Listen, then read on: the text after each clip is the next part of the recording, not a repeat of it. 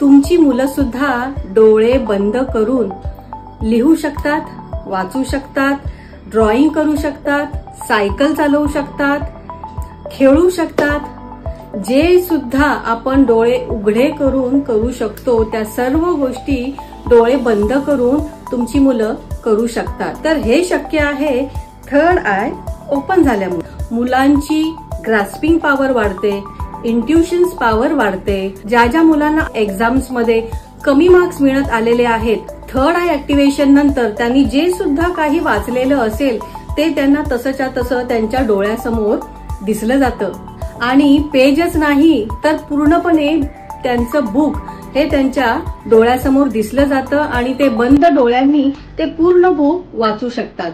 आपलं शरीरही रोगमुक्त करू शकतात।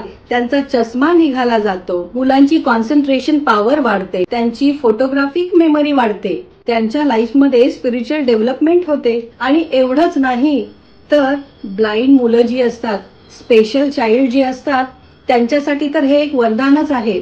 ज्याप्रमाणे त्यांना डोळेच आलेले आहेत त्याप्रमाणे ते त्यांचं लाईफ नंतर घालवायला सुरुवात होते।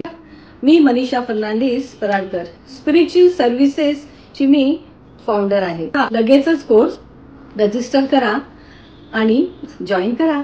धन्यवाद।